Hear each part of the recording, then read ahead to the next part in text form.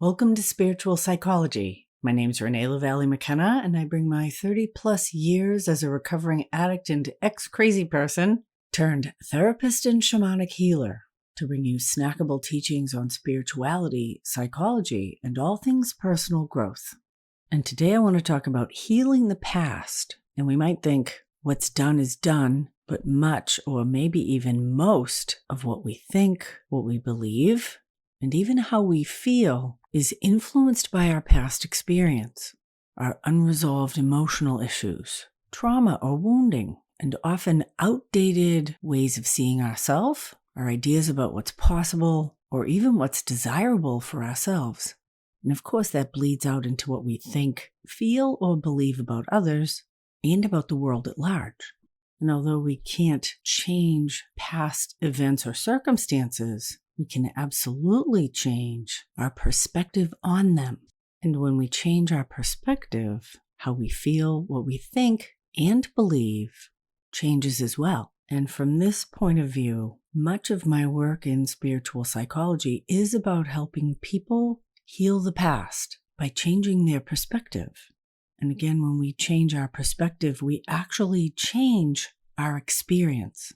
As Friedrich Nietzsche said, there are no facts, only interpretations.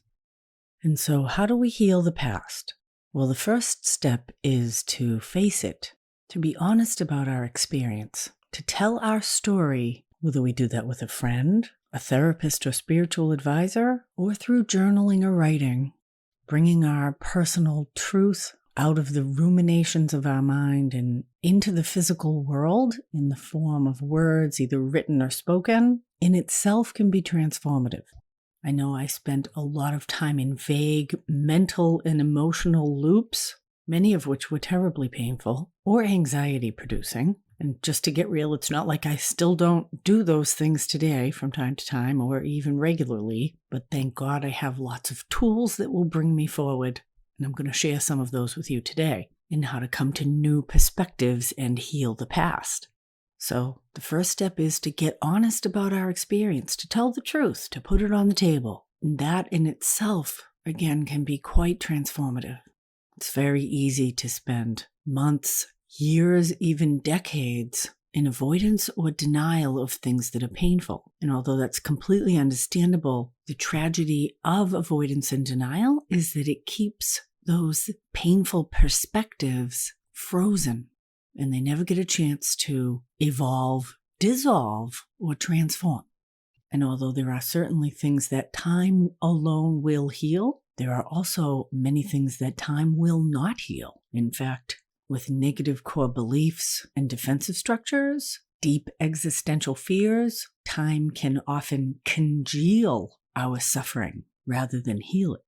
So we got to be willing to go down into the basement of our own consciousness, empty out those closets, clean out under the bed, review and clear out those dusty old memories, and sort through them. A lot of that stuff's outdated. Why do we have it in storage? And a lot of times it's because, like children afraid to go into the basement, I know going into the basement as a kid was terrifying for me. I used to run up the stairs as fast as I could because the boogeymen down there were going to get me.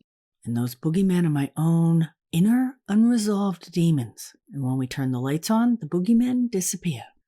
So there was a young mother of two who came to me, Marlena, very attractive, petite young Asian woman, and she was struggling in her marriage. And as I often do in my early sessions with clients, we did what I call an emotional biography to get a sense of some of the core wounding from the past that wants to be revealed and healed.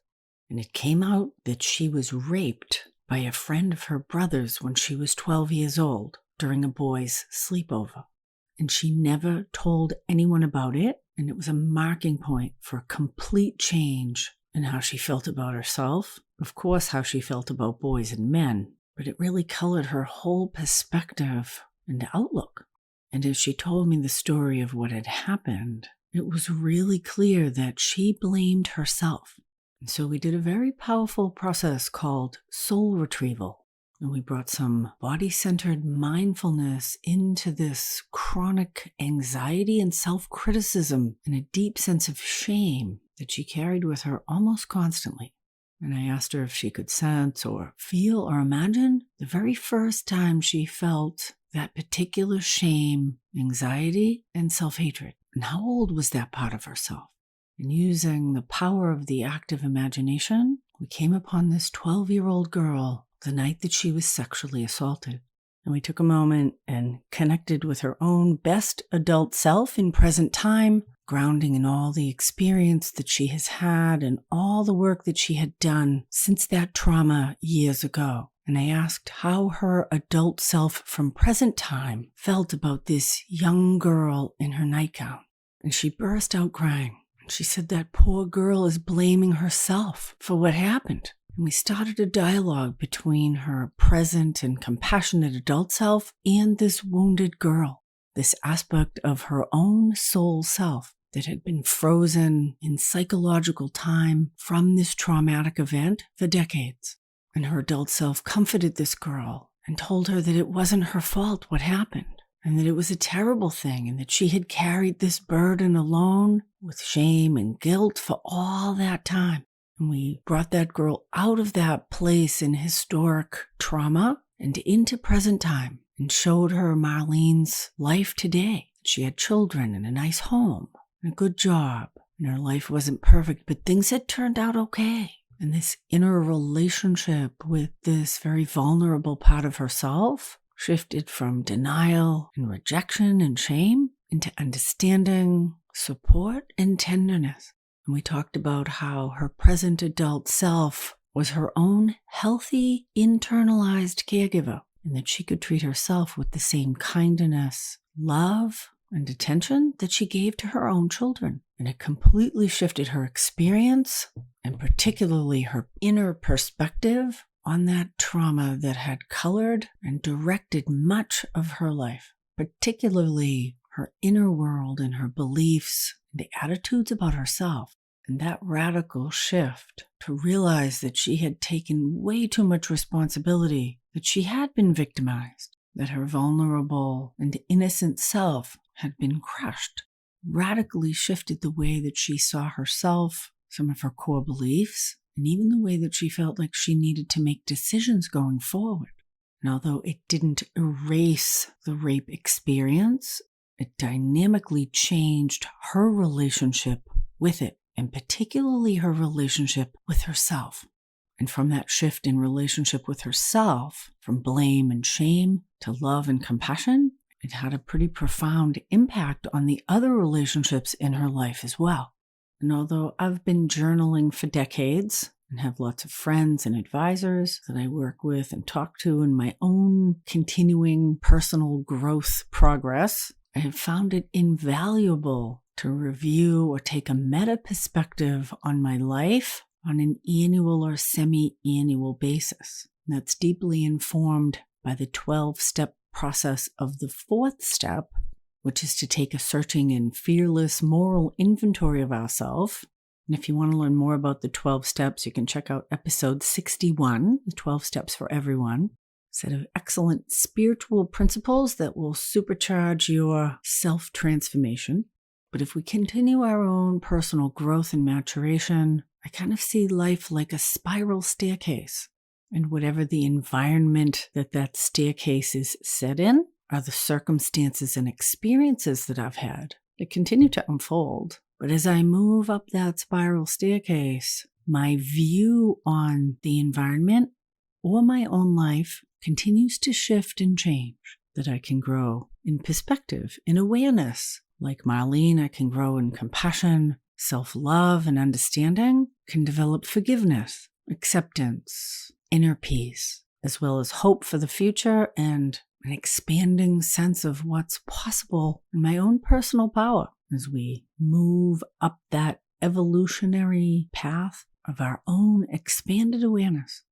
It's very easy, common, even very human, to get stuck on a particular step, see things in a limited and static way. We can tell ourselves, that's just the way it is. There is no just the way it is, because the way that it is always a perspective. Talk about teaching art. And one time I brought a bicycle in for my kids to draw, and I had them all sit around it And each one of them had a different perspective. And every single drawing was completely different. One boy just focused on a close-up of the nubs on the tire. Lots of them drew the whole bike, but again, it was from different perspectives. So some from the front, some from the back, some drew the chain and pedals. And the stories that we tell ourselves, the narratives that we have, particularly about our past, are always based on a perspective. And it's not that the perspective is untrue, and particularly if the perspective is helpful, encouraging, nourishing, or supportive, there might not be a need to change it. But if our inner narratives, our core beliefs, are destructive, painful, even traumatic, then there is tremendous value in healing the past.